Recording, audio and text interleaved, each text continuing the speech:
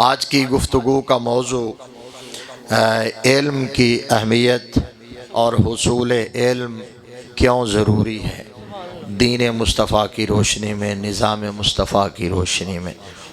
دیکھیے، سب سے پہلی اور بنیادی بات یہ ہے کہ ہم اس لجپال نبی کے نوکر ہیں، ہم اس آقا کا کلمہ پڑھتے ہیں جن پر وحی کا آغاز ہی لفظ اقرا سے ہوتا ہے۔ پہلی وحی جو نازل ہوتی ہے تو وہ اقرا سے نازل ہوتی ہے۔ اقرا بسم ربک الذی خلق، خلق الانسان من علق، اقرا وربک الاکرم الذی علم بالقلم، علم الانسان ما لم یعلم۔ یعنی اس پوری جو آیات میں نے آپ کے سامنے پڑھی ہیں، ان میں تعلیم و تعلم کا اور قرات کا تذکرہ ہے۔ اس سے اگلی بات یہ ہے کہ نبی رحمت صلی اللہ تعالی علیہ وآلہ وسلم کو اللہ تبارک و تعالی نے بے شمار کمالات عطا فرمائے، محاسن عطا فرمائے، مکارم عطا فرمائے۔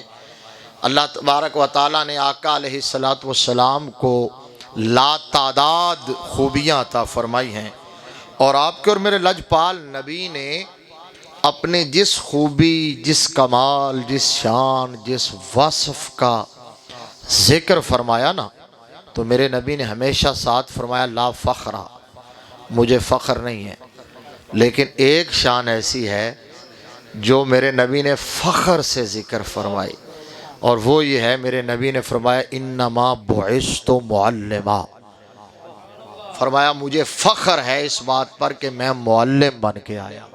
تو میرے نبی نے فرمایا لا فخر، ٹھیک ہے جی، لا فخر۔ میں سنا دیتا ہوں تاکہ آپ کو پتہ چلے حضور نے کہاں کہاں فرمایا لا فخر۔ یہ جامع ترمذی کی حدیث ہے، دوسری جلد ہے، صفحہ نمبر 202 ہے، کتاب المناقب ہے، باب فضل النبی صلی اللہ علیہ وسلم۔ اس کا ترجمہ صرف اشاروں میں یہ ہے کہ میرے مصطفیٰ، آپ سمجھ گئے جو میرا موضوع تھا، حضور صلی اللہ علیہ وسلم نے اپنی ہر شان بیان کی نا، فرمایا الا وانا حبیب اللہ لا فخر، انا حامل الوائل حمد یوم القیامہ، فرمایا قیامت کے دن حمد کا جھنڈا میرے ہاتھ میں ہوگا، آدم اور اولاد آدم سارے میرے جھنڈے تلے ہوں گے۔ فرمایا لا فخر، لا فخر۔ فرمایا سب سے پہلے شفاعت میں کروں گا اور میری شفاعت قبول کی جائے گی، لا فخر۔ فرمایا جنت کے دروازے پہ سب سے پہلے جا کے میں دستک دوں گا، جنت کے دروازے پہ میں کہوں گا ہن کیوں بند رکھی ہوئی، ہن کھولو، اسی آ گئے، ہن بند رکھن دا کی جواز ہے، ہن دروازہ کھولو۔ فرمایا میں دستک دوں گا، دروازہ کھلے گا میرے لیے، اور سب سے پہلے میں جاؤں گا، اور میرے ساتھ امیر نہیں ہوں گے، میرے فقیر نوکر ہوں گے، فقیر لوگ ہوں گے میرے ساتھ۔ اکرم الاولین والآخرین، اولین و آخرین میں سب سے بڑھ کر اللہ کی بارگاہ میں عزت والا میں محمد ہوں، لیکن فرمایا لا فخر۔ ٹھیک ہے، حضور نے اپنی جو شان بھی بیان کی، فرمایا لا۔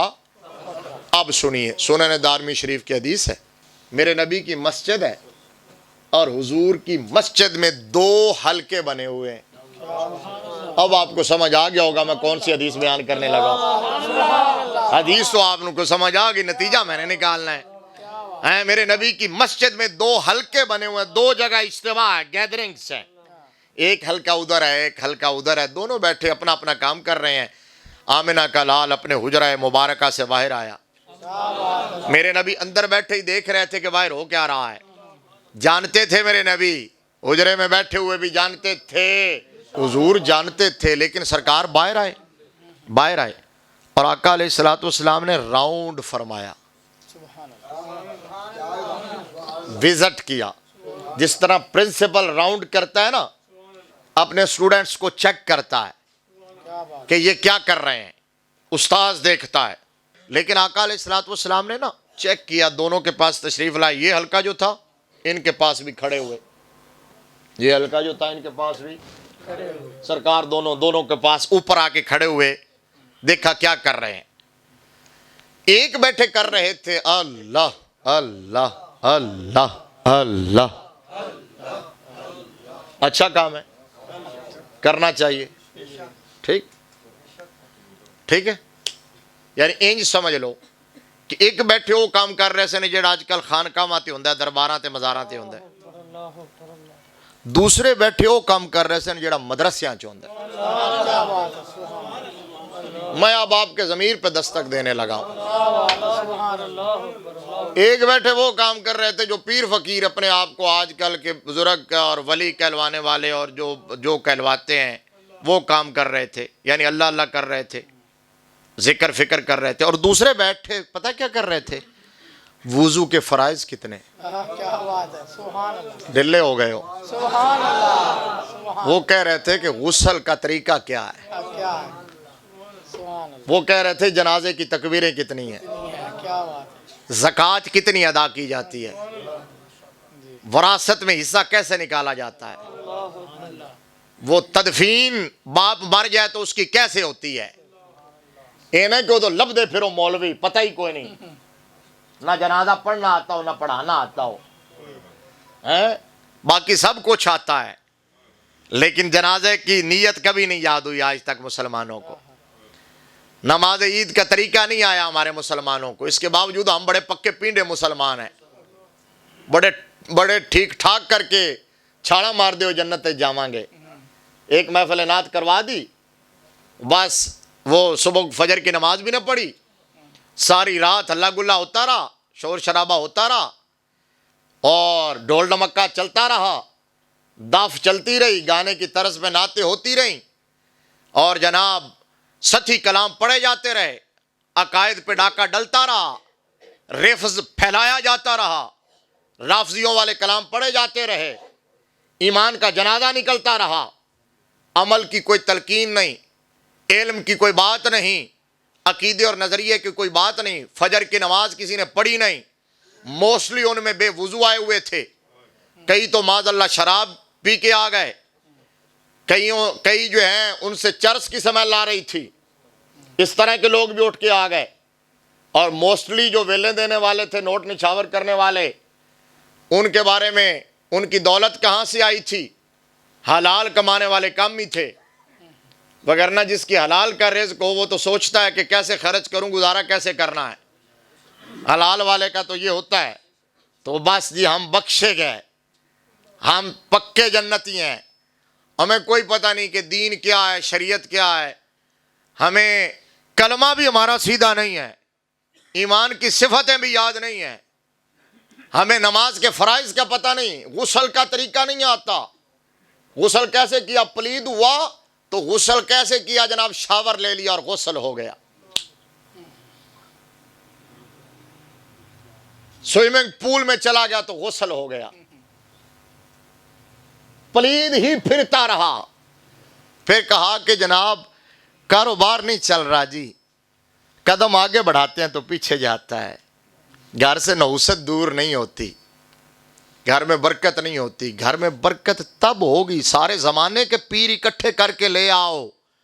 پیروں کی برکتیں ہیں، با عمل پیروں کی، با عمل پیر ہو، با کردار پیر ہو، عالم ہو، سید ہو، سچا سید ہو، برکت ہے. لیکن گھر کے اندر جب اپنی برکات نہیں ہوگی، زمانے بھر کے پیر لے آؤ تو نحوست نہیں جائے گی. تب جائے گی جب یہاں گھر میں قرآن کھلے گا، جب نماز پڑھی جائے گی، جب رزق حلال بچوں کو کھلایا جائے گا.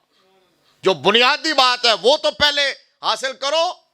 اب دیکھو جناب کہ آپ کو اور میرے مصطفیٰ کریم صلی اللہ علیہ وسلم نے راؤنڈ کیا، ایک بیٹھے اللہ اللہ کر رہے تھے، دوسرے دین سیکھ رہے تھے، سکھا رہے تھے، مسئلے پوچھ اور بتا رہے تھے.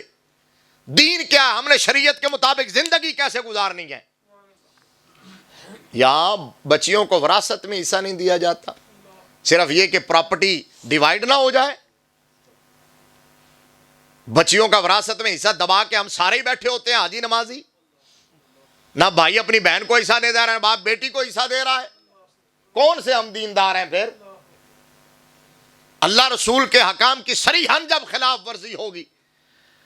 اب ایک بیٹھا، ہم بھاگ کے جاتے ہیں جی، عرس پہ جا رہے ہیں جناب، ہم اجتماع میں جا رہے ہیں، ہیں ہم محفل نعت میں جا رہے ہیں، قوالی سننے جا رہے ہیں داتا صاحب، ادھر بھاگ بھاگ کے جا رہے ہیں، اور جس مجلس کو میرے نبی نے پسند کیا ہے اس مجلس کی طرف آنے کے لیے ہم تیار نہیں ہیں۔ وہ کون سی مجلس ہے؟ وہ دین سیکھنے کی مجلس ہے، دین سکھانے کی مجلس ہے، پڑھنے اور پڑھانے کی مجلس ہے۔ ہم مولوی کے پاس بھی، عالم کے پاس، امام کے پاس بھی اگر جائیں گے تو مسئلہ دین سیکھنے کے لیے نہیں پوچھیں گے، اس کو پھنسانے کے لیے پوچھیں۔ ہم ایسی جزی ڈھونڈ کے لے کے جائیں گے کہ ہم امام مسجد کو نیچا دکھا سکیں کہ ہمیں پتہ ہے تمہیں نہیں پتہ۔ اس بات یہ نہیں کبھی اس نظریے سے نہیں گئے کہ ہم دین سیکھ لیں۔ میرے مصطفیٰ کریم صلی اللہ علیہ وسلم نے دونوں مجلسوں کو دیکھا، دونوں حلقوں کا جائزہ لیا، فرمایا دونوں اچھا کام کر رہے ہیں۔ سبحان اللہ کہیے، سبحان اللہ کہیے۔ کلاہما علی خیر، فرمایا کام تے دوویں ہی چنگا کر رہے نے لیکن ایک بہتا چنگا پیا کر دے۔ کام تے دوویں ہی چنگا کر رہے نے، یہ بھی اچھا کر رہے ہیں، وہ بھی اچھا کر رہے ہیں، لیکن ایک دوسرے سے زیادہ اچھا کام کر رہا ہے، وہ افضل ہے، وہ افضل ہے، وہ افضل ہے۔ اور فرمایا سنو، فرمایا یہ جو حلقہ ہے یہ تو بیٹھ کے اللہ اللہ کر رہے ہیں، دعائیں مانگ رہے ہیں، اللہ کو یاد کر رہے ہیں، اللہ سے مانگ رہے ہیں، میرے رب کی مرضی ہے انہیں چاہے دے دے چاہے نہ دے۔ اور یہ بیٹھ کے علم سیکھ رہے ہیں، یہ فقہ سیکھ رہے ہیں، مسائل سیکھ اور سکھا رہے ہیں۔ میرے نبی نے فرمایا یہ افضل ہیں، اور فرمایا میں چونکہ معلم بن کے آیا ہوں لہذا میں ان کے ساتھ بیٹھ رہا ہوں۔